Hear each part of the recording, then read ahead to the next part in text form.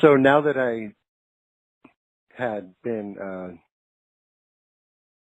removed, I was really at a loss as to what to do next, like with my life. Sure. So I went back to school, and I was obviously like treated differently by anybody that I had known, like, because I was in fact different, like, and people were very wary of me, like, personality wise,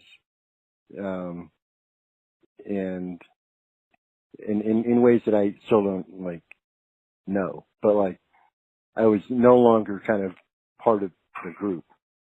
And also, like, that's when you network too, and that's when you sort of like get the rest of your future together. And if people kind of think of you as this joke or this guy who was part of this weird thing, it's really tough to regain sort of a social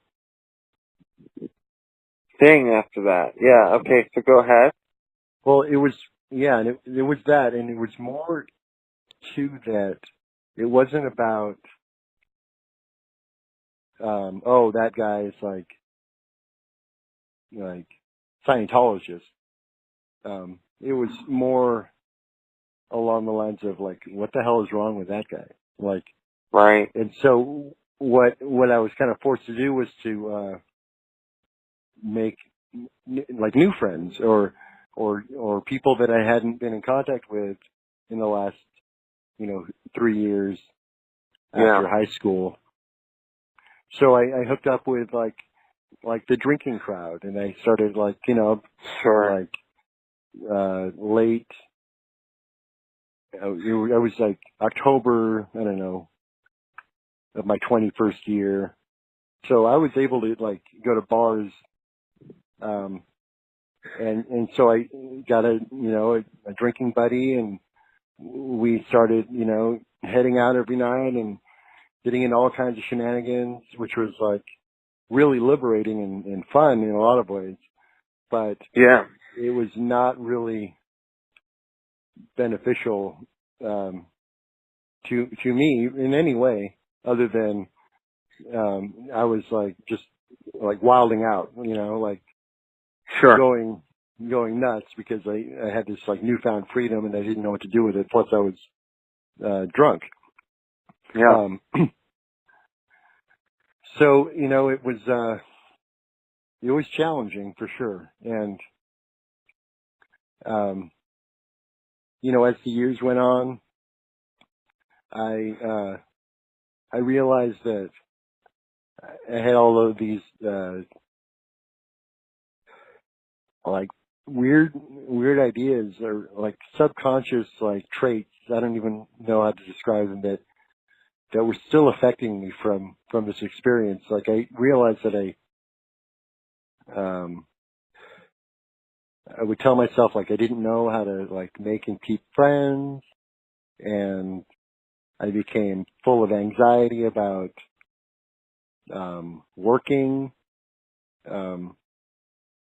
I was suspicious of like anything that was just system oriented. I was like afraid to make and answer phone calls, especially ones that were important. I was like, it was terrifying. Like, and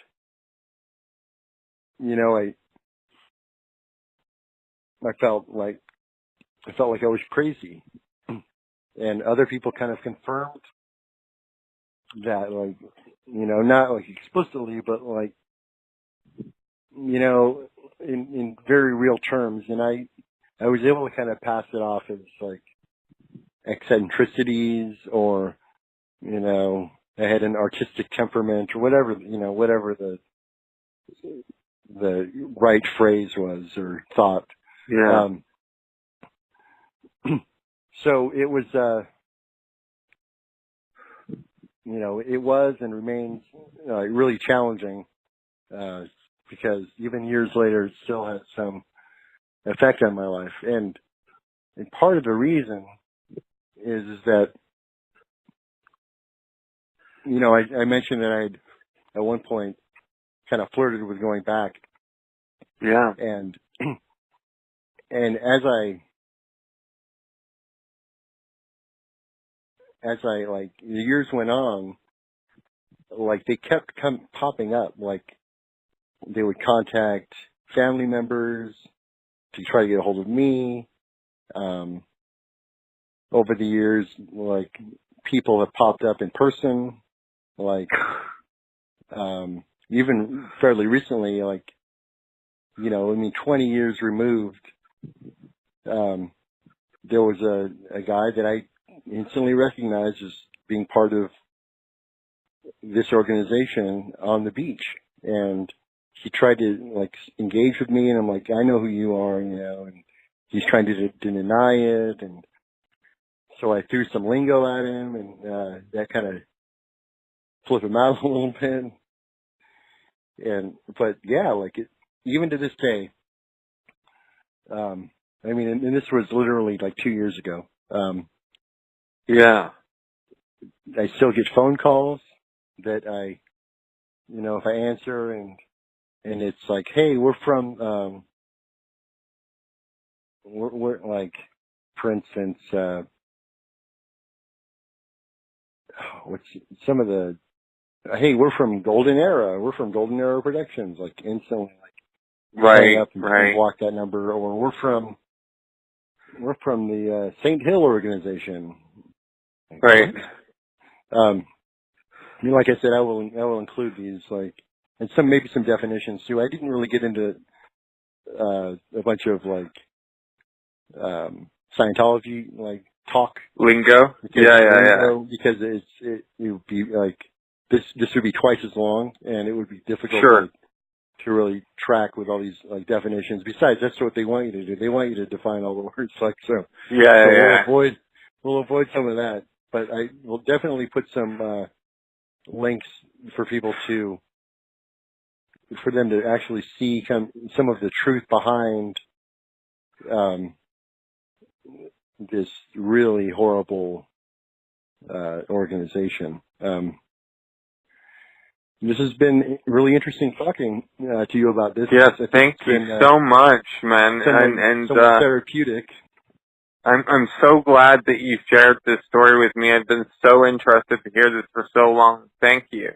And you know, if you like this video, please like and subscribe to our wonderful channel, V2V Podcast.